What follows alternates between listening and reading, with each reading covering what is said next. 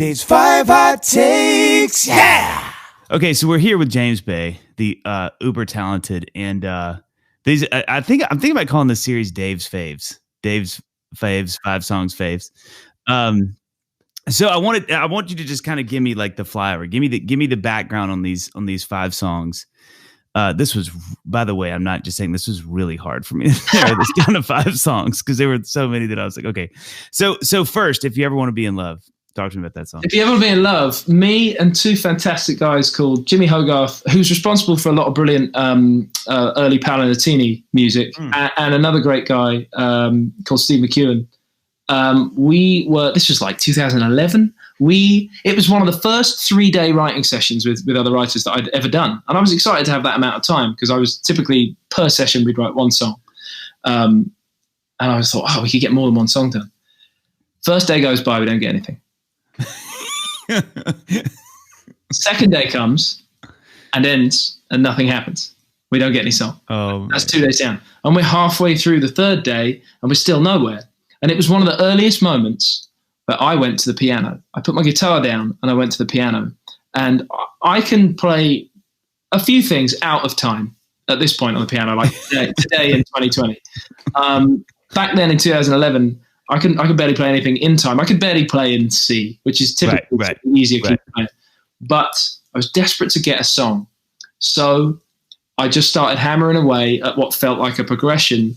And it's one of the most sort of animal ways that songs get written. And it feels, in a way, I suppose, to talk about it, it sounds forced. It wasn't forced because songs will come if they come, and if they don't, they don't. And I was just determined, and like with all love and respect to Steve and Jimmy, we were all kind of taking a break. So I was sort of in the corner a little bit on my own, but we were all within earshot of each other. And I started singing, and I caught this kind of... The things I'm telling you about this song are not so much about the sort of subject matter. I suppose I wrote it about, it wasn't long since I'd moved out, and all my friends had moved away from our hometown. And we were all coming back now and again for the odd week to sort of see each other. And it was about that typical scenario where 2 people who once had a thing when they were like 17 were seeing each other again and going, hey, I wouldn't mind trying that again. And it was, I'll come around if you ever want to be in love. Like for real, if you want to be in love, because that was the good thing. Right. But so the song got written. And here's the last thing I'll tell you about it. Kind of long-winded, but I wrote the chorus. We wrote the chorus there because it was the first thing that I came up with. And then we got a verse that felt adequate. And then it was getting ready for dinner time and we had to leave. So we had a great chorus. I thought the verse was okay. And we didn't have any more than that. So on the way, I went home and like a couple of weeks passed and I wrote a new verse because I just wasn't into the original one. I sent that to Jimmy as a voice note. He thought it was better. So he said, come in and record it. I was on the tube, the subway in London, on my way into a studio to record this verse. And I thought, I can't let this chorus that I love have a better verse, but no 3rd section. I need this thing to be complete. So in my mind, in my brain, on the tube, I came up with the bridge, the middle 8. I came up with the lyric and the melody and decided the song is typically in C. I thought, well, let's start on the 5 chord in the bridge. I'd never done something like that before. So we started on the 5, fell down to the 4, and then to the 1. And I was probably 25 minutes away from Jimmy when I came up with it. And I just sung it round in my head. And I got there and I said, Jimmy, hang on, don't say anything. I've got this thing. Let me try and record it. And as I record it on your phone or whatever, tell me if it sucks or not. And I got it out right with all the lyrics, which I'd actually written in my phone on the way down. And he loved it, so it went in. So you Christine McVied that... I Christine McVied it slightly. So you know what I love about that song? And it actually, you just lifted the hood to make sense of it, is the feel. Because it's one of the hardest feels, this sounds crazy, for me to write on guitar is in it.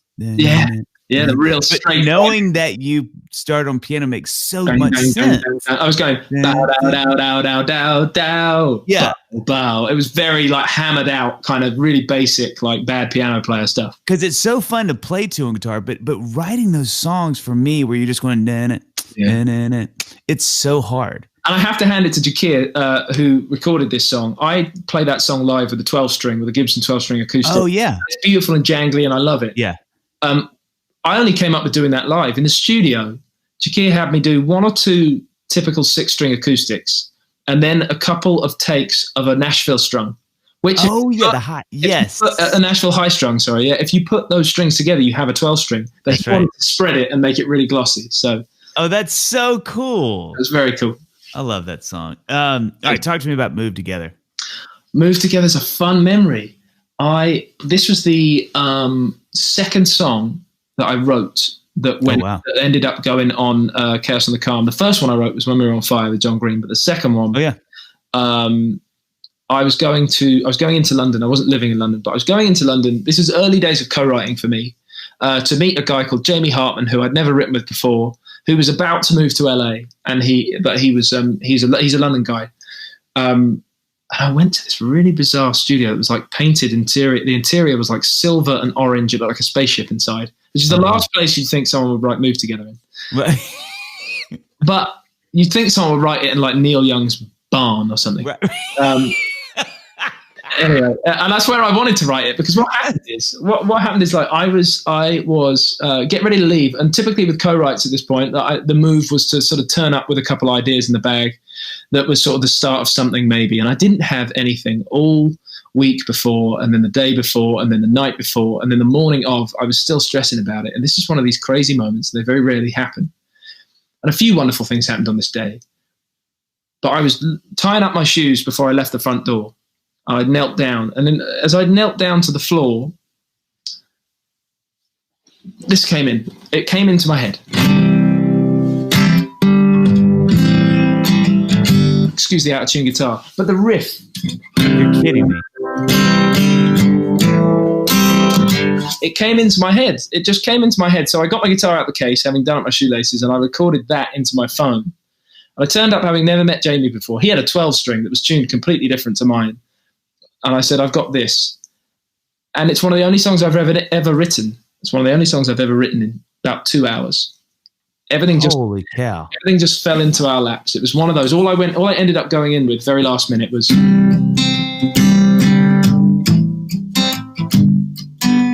That's all I had. And I remember Jamie was so fluid with it.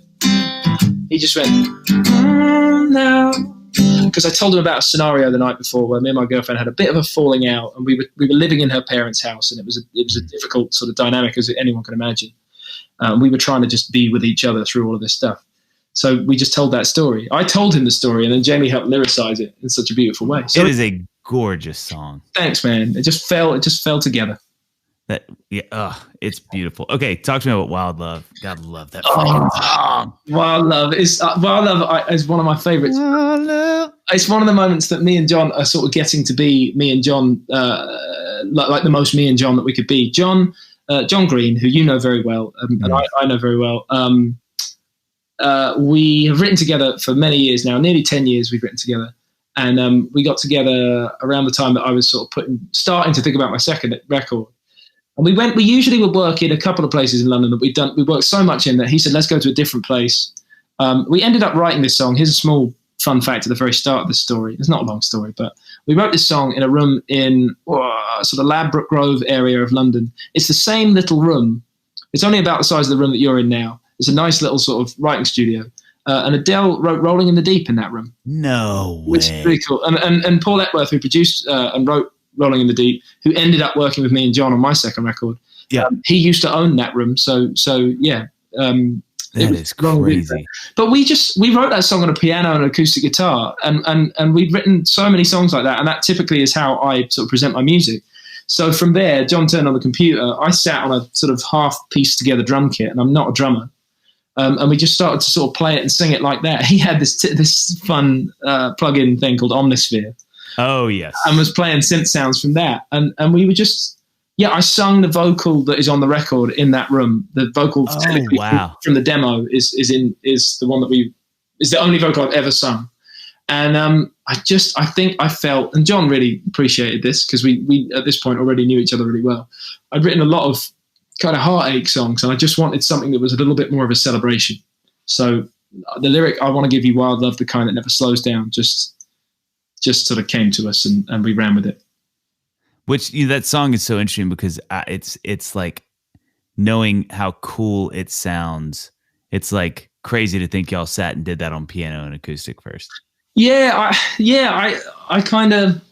love that. I love that it isn't on piano and acoustic, but I love that, and we've talked about this before, I love that it was written there and we sort of knew and we felt and we knew that it was a good song in that basic format.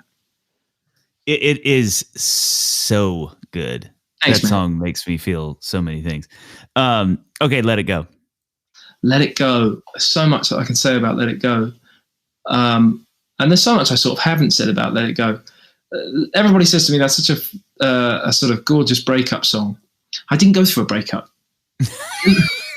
That's amazing. I didn't write it about a breakup. It's collected from other scenarios, really. And I think I've always tried to adopt, because I've sort of learnt it and watched it from songwriting heroes of mine. I've tried to be a sort of observer of things that are going on in my life, and then how to write about them. But then also just think things that are going on in the lives of people close to me who I care about. So it's more to the tune of other folks' situations. And I just signed a record deal when I wrote that song, and I was suddenly being sort of flown around the world a bit. And that was very difficult for my own relationship. And so, of course, in that respect, it's about a testing of the relationship, and people, individuals in a relationship wanting all sorts of different, quite big things, and those things clashing. And then this call, from my perspective, of let's let those things go. Let's refine. Let's go simpler. Let's take it back to the sort of the most important basics. So it's about that for me, and that's where it kind of came from. But other than that, Paul, I've talked to you about Paul before. Paul Barry, who I wrote the song with, had something like this. He kind of had these moves, and I'd been doing a lot of moves like that myself as well. The last thing from the whole session was this. I came up with this because I wanted it to be a bit Coldplay. I love that line. I sort of was thinking about, I was listening to Parachutes by Coldplay a lot, and I feel like they did a lot of those dreamy, twinkly guitar lines. But so then you just changed what Paul was doing to do the more the. I went more sort of straight. I was only ever going to, at this point in my mind, play it solo, so I wanted it to be more sort of rigid and rhythmic. So I've got very sort of straight. That's the chorus. Let it go, let it be. I love that minor too. So it's all of that stuff. But there was a huge sort of Joni Mitchell inspiration going on. Oh wow, that's fascinating. I was listening to blues so much, and she's always very she's got that sweet little high voice, especially when she sings soft. Walking home and talking lows. I love all that. I'm actually, this guitar's tuned higher. To see in shows and evening clothes with you. I love those little observations of life going on, and then finding sadnesses within it. Now we're sleeping at the edge, holding something we don't need. All this delusion in our heads is gonna bring us to our knees. So come on, let it go. Just let it be. One of my favorite lyrics in it is everything that's broke, leave it to the breeze. That idea, I love that. Love that. Leave it, like throw it like leaves in a passing breeze or something like that. So when I have a few questions about this song. When you wrote that, did you feel like, oh. You know, I didn't know what that feeling was or what it meant or anything, but yes, to be honest. Wow. That's amazing. I wrote 2 songs that week, and the other one was Best Fake Smile, which is very up-tempo, big chanting chorus. And I looked forward to my label and my managers calling me to sort of tell me what they thought of those songs, and they all lost their minds for Best Fake Smile. No way. And I'm glad they did, and we used that song as a single in the UK. But I would say, you know, we're all on great terms about this, but I say, you know, what about the other one? I feel like that one's cool. They said it's a sweet little song, and like nobody was like throwing it in the trash. Everyone thought it was a keeper. Everyone thought it was a total keeper. The confession from everyone is that nobody saw it, and I didn't, because I didn't know what these were. No one saw it as a single, but just fans just reacted. People just heard it. I was going around America opening for people, doing a few shows, like first on the bill, and I would play it, and it would sort of make the room listen. You would see, you saw that from the stage, and the folks who were with me, managers and label folks that were at the shows, when they were at the shows, they saw it too, and it made people recognize, and that's the only thing it will, you know. So had you recorded it at that point? No, I hadn't recorded it. I recorded that with Jakia, but I hadn't. So how did y'all approach? Because I think one of the things, that song to me is bulletproof. Like, I think, in my opinion, if I am you and I write that song at the beginning of my career, I'm thinking I'm good at least for a couple of years. And I think too, because it's for me, it's everything I'm trying to write in the song. It's cool when you play it. Every guitar part on that song is so freaking cool. Thanks, man. Every melody's cool. The lyric too, to me, is you do one of my favorite things that songs can do, which is you're talking about how you feel without talking about how you feel on the verses. You're doing it without saying this is how images. I feel. Yeah, and everybody knows, talking low, like you're like, oh, I know how that feels. Like even all those things. I know how you feel without you having to go like, I'm so in love. Yeah. I really enjoyed the moments, for example, writing the lyric, I used to recognize myself. It's funny how reflections change. Dude, I mean, that's what I'm saying. Like, to me, if I'm you, I get that song and I'm like, this is such a good way for me to announce myself to the world, because that song is freaking bulletproof. And even more, and this is one of the biggest deals, is when I sit and play this song, it's just as cool. Like, you're not having to go. I always laugh, like, you're not having to go with the song like, all right, everybody, imagine this is happening back on, and then the drums are, and then I'm doing that. You can just play it on guitar. We had a moment on the Ed Sheeran tour where, and in Germany, so it's with my laptop, in Germany, we did 2 nights. It was so incredible. It was the biggest shows Ed had ever done. He was playing a place called, I think, Hockenheim Ring, I think it was called. It's a massive racetrack. Oh, wow. Metallica, Michael Jackson, Tina Turner, they're the only people who've really played there, because it holds so many people. He did 2 nights there. The first night there was 100,000 people, and the second second night there was 102,000 people. And I hadn't unmuted my guitar, but me and Andy, who plays guitar in my band, so I do this bit, and Andy at the intro of the song goes, and those play together. I hadn't turned off my guitar tuner, so we counted it in, and Andy went, and he stopped himself there because he realized that. So he was fast. He stopped himself there. All he played after we counted in was, that's all the audience got, and the crowd went crazy. Oh, that's the best. And it wasn't even my crowd, and it was wild, man. It was the wild. Is that not the craziest feeling? He played 2 notes, and they all knew what was coming, and it just made my heart leap. I mean, I somebody told me one time, and I still think this is such a cool way to think about songs, is that the guy told me, he's like, you want to write a song that 3 seconds in, people know what it is. It's really cool to even in my own little atmosphere have that sort of thing. And be able to experience that sort of thing. And I do appreciate, I'm so eternally grateful and recognize as I play around the world, at festivals or just at my own shows, what it is to have that sort of thing. God, it's incredible. It's such a cool thing.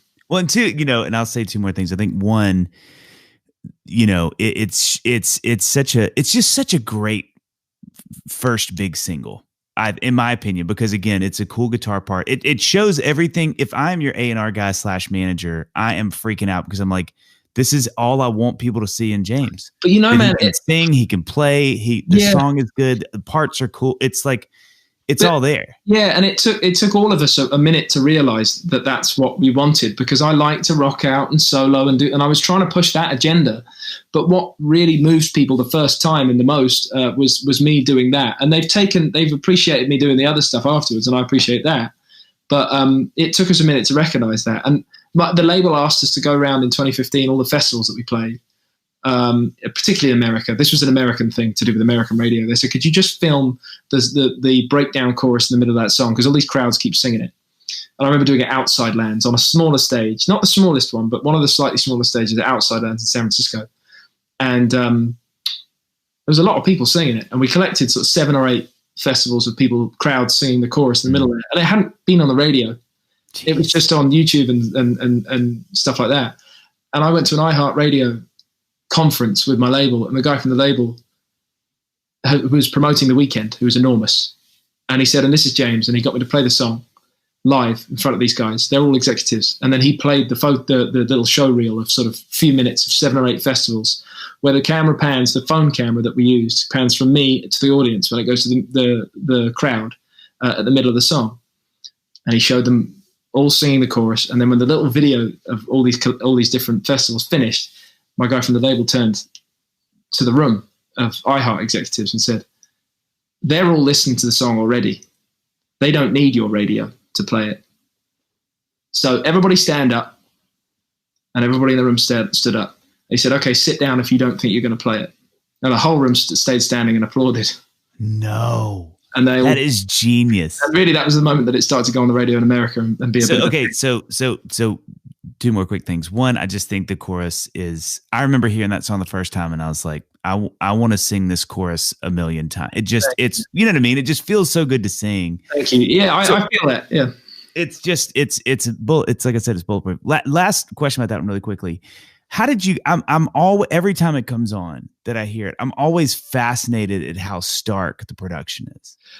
Honestly, like how did y'all get there? What was there? Did y'all do a million versions where the drums are good? You know, I didn't know what I was doing. I was just me in my sort of originally kind of rawest form. I'd never been in a studio in a professional capacity or anything.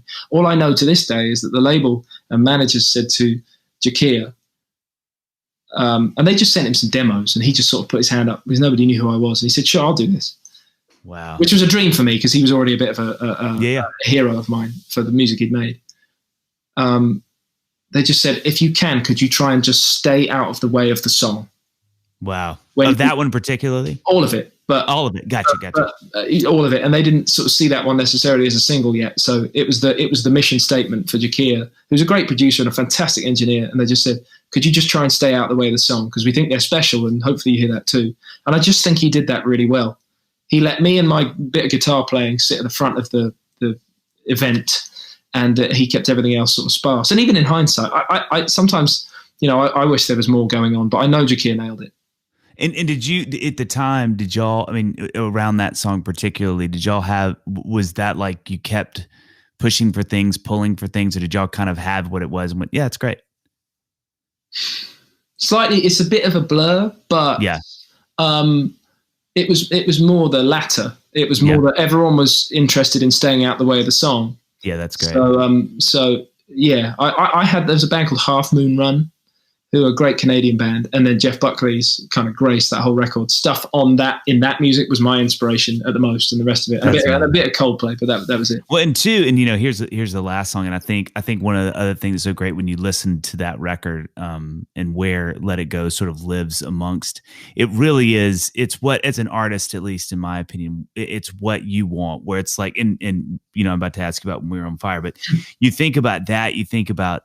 If you ever want to be in love, again, these really, we talked about this earlier, but really musical moments, like musical, the melodies are following what you're singing, the guitars, everything is just really well built and structured, these songs. Like, and then you have this moment that's so gentle, it's a huge song, and so it's fun because as an artist, that's when I put together records, I get so much joy from going like, okay, how's the trip?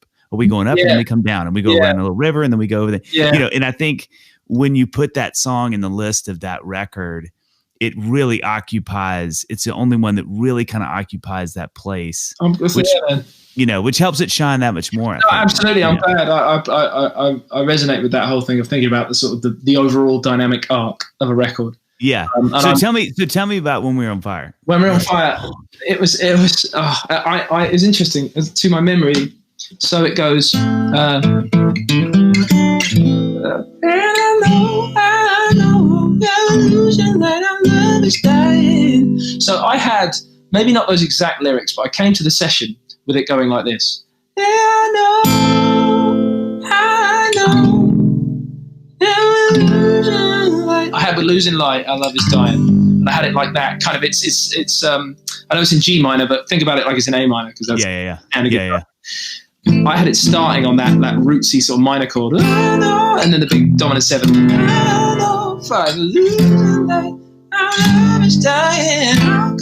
And John just helped rearrange it, really. And because there was always going to be so many chords in the chorus, he got us into that vampy place on the verse. Oh, that's cool. That's cool. It was 2011. The world had heard Rolling in the Deep and stuff like that, and we were all like trying to do something like that. And I have. In a little Olympus dictaphone that I still have. I've had it since about 2008. I was taking that thing around with me because this is before, we wrote this song before I had an iPhone. I have recordings of John at a piano kind of going, drifting apart, getting harder to hold you, saying versions of these lyrics. Days getting dark and the nights are growing cold. Are we burning out? And the way that he was playing it, you've got me in the background going, yeah, I like it, but I don't want it to get too pop. And John interrupting me and himself saying, don't worry, it won't get too pop. It'll be great. That is genius. And he was very good at, he was the kind of guy who introduced me in a writing environment to sort of not only coming up with lyrics and chorus stuff or whatever, melodies obviously, but oh, what am I doing? Hang on. We'll cut that bit. We go in it.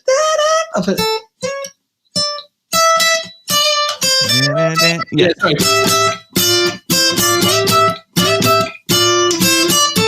And then like playing that, I remember I was noodling that on the guitar, and he was like, "Yeah, we'll put some ooze on top of that." Which that all these things, these ways of doing in a song. That song is that's another one of those in that song, that album, that it does a couple things that are always really fascinating. I was listening to him again yesterday. Hello, and the thing that is so funny about that, I usually am not. It's something about going back to the one. Usually is like a no for me. Fire. And that song though, it is like my favorite part of that song. I remember him doing it sort of for the first time, and I didn't necessarily know how to question that, but I recognized that typically I wouldn't have liked it. And when he did it, I liked it. I love it. I mean, I love it. There's things, I know John so well now that one of my favorite things about that song is it's sort of typical John Green. Mm-hmm. And I love it for that. And I love him more for that. But it's very anthemic. I'm glad I was let in. Yeah, of course. And I'm glad I was let in because he kind of made room for my kind of intricate, intimate smallness. That's all I sort of had at the time. And it was starting to grow into sort of more, I guess. But and he allowed that to be in the room while he was kind of shooting for anthem status. And as he always is. And yeah, man, what an honor. I mean, it's the first song we ever wrote. It's the first song we ever wrote together. That's crazy. I mean, just to encourage. It was so hard. I mean, there were so many other songs. I was like, oh, but dude, these are great. Thank you again for taking time to do this. Honor. You're the man, James Bay, the man, the legend. These 5 hot takes, yeah.